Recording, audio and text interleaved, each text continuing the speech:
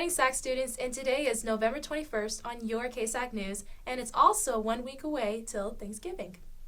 I'm Jessica Renteria. And I'm Logan Cheney. Now over to your top story. Hey guys, I'm here with Miss Randolph, the U.S. history teacher, and she's going to explain to us what happened on November 22nd, 1963, where John F. Kennedy was assassinated. So Miss Randolph, can you please explain where you were, or can you recall what happened that day? Yes, I can. It's actually one of my most vivid memories as a child, as a matter of fact. Was in elementary school. We were out on the playground, as a matter of fact, playing. I was in 7th grade, growing up in New Orleans, but I was sick that day, so I stayed home. I remember watching some morning TV show and the announcement came on. Sure, I was a freshman, 4th classman at the Air Force Academy. It was lunchtime. All of a sudden, I could see the nun walking across the campus and marched us into the classroom. When we got in there, she told us to put our heads down. So we're going to pray because something had happened. And my little heart was racing because I was wondering what happened, and we all had to come off the playground and come in, and it was that JFK had been shot. The cadet commandant got up to make an announcement. And when he made the announcement about President Kennedy's assassination, that dining hall went as silent as, I guess, a tomb is. I immediately ran to my mother, who was cleaning house in another part of the house. She screamed, ran to the phone, and called my father at work. And then she was crying. I went back to watch the TV to get more information. My mother also ran in there. The rest of the afternoon there at school, we went quiet. We really didn't finish having our regular classes. And, on the way home, walking home, I remember with peers, just wondering what's going to happen now. Since all of that had happened. And got home, my dad had come home early from work and sitting around a little TV about 12 by 12, black and white, staring at it with them showing the same clip over and over. The principal called an assembly, and they went to the auditorium, and they were told the news, and people burst out crying. Teachers were crying, which goes to show the love and respect that Americans had toward John Kennedy, as well as American leaders, the presidents. Literally, the rest of the lunch period was pretty much like that. There was a little bit of conversation, but it was very, very quiet. And we were dismissed, and classes were canceled for the rest of the afternoon. The following day, school was held, and I went to school. One girl I knew, Harriet Feldman, stayed home for a week. Other people were in a state of shock for days afterwards. And to this day, I will always remember that event, that tragic event. I saw a lot of emotions by different cadets, ranging from anger and tears to just complete quietness. It was a pretty memorable time.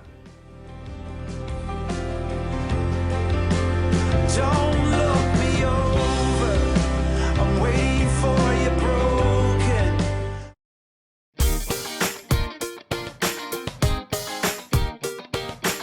How many pounds of turkey do Americans consume each year?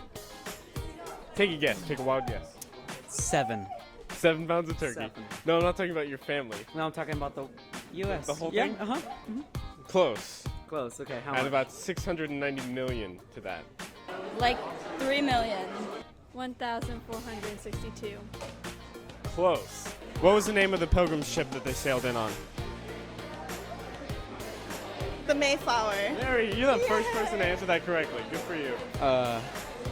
No. You don't know. The Merriweather? I have no idea. The Merriweather. Do you know who the first president to recognize Thanksgiving as a national holiday was? Abraham Lincoln. Yes, thank you. Give this man a cookie. I don't have cookies for you. All right. I don't know. I might guess Benjamin Franklin just came up with daylight saving. No.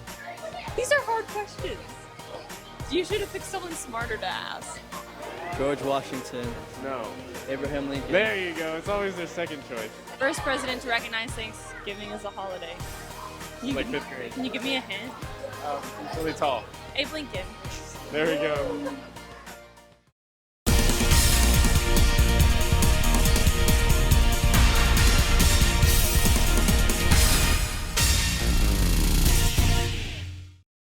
Hey everyone, I'm Hunter and this is Isaiah and we're here with your Sideline Report. All right, this week, as you can tell, the basketball boys and the basketball girls aren't here at Chapel because they both are playing in tournaments, the girls over in Floresville and the guys over at St. Anthony's. All right, now the varsity girls soccer team has a tourney at St. Mary's Hall both Friday and Saturday. And Friday, the varsity boys soccer team is taking on St. Anthony's at 4 o'clock. So Isaiah, how's the basketball team looking this year? Well, we came in 3rd place in our Saks Fall Classic tournament, and we're really disappointed that we couldn't bring home 1st place. But we did make a pretty good statement, beating a lot of 5A schools, and we're looking to do the same thing in district into the playoffs. So it's looking to be a real fun season. All right, best of luck to you. Now, this past weekend, Jonathan Martin, the Miami Dolphin player who had left the team because of the bullying issues and apparently was going to seek mental counseling and everything, was seen at the Stanford USC game. Now, if you ask me, if a player literally leaves a team and has to seek mental counseling, I don't think he would want, if it was really that big of a deal, he wouldn't be at a game to, draw attention to himself. Well, that is his alma mater, and just because things aren't going well with his team doesn't mean he can't live other facets of his life. But this has been your Sideline Report. Now over to Sarah with this week's poll.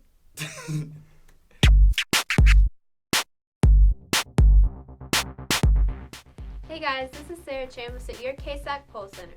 Last week we asked you, is it okay to listen to Christmas music in November? 64% said yes and 36% said no. We'll introduce a new poll after the break. Now over to Tony with your weather report.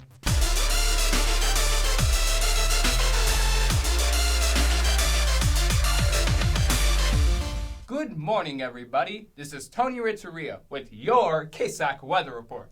Throughout this week, temperatures will be high in the 60s and lows in the 40s.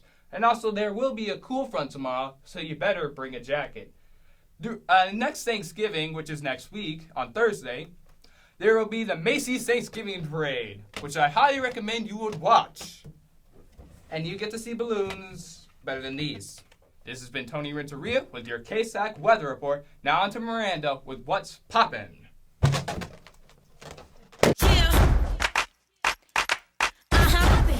It's poppin'. Okay. Yeah. Hey, SAC students, we are here at the 75th annual pie eating. Miranda, this is the first year we've ever done this. The first annual SAC's pie eating contest.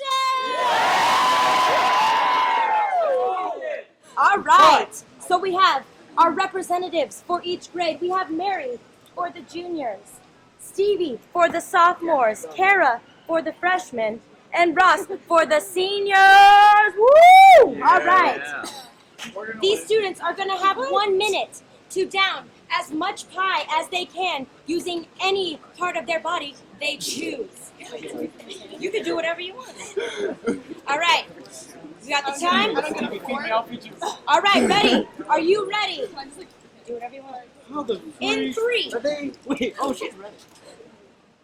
In 3, 2, 1. Let's eat some pie! Let's eat some pie!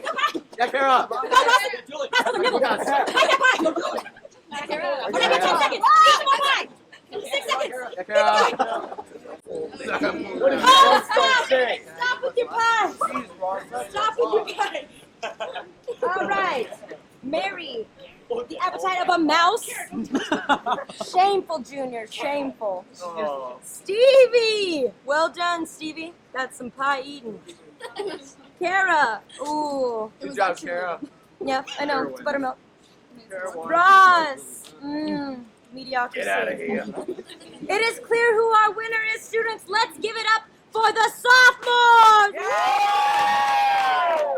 Go Stevie! Oh!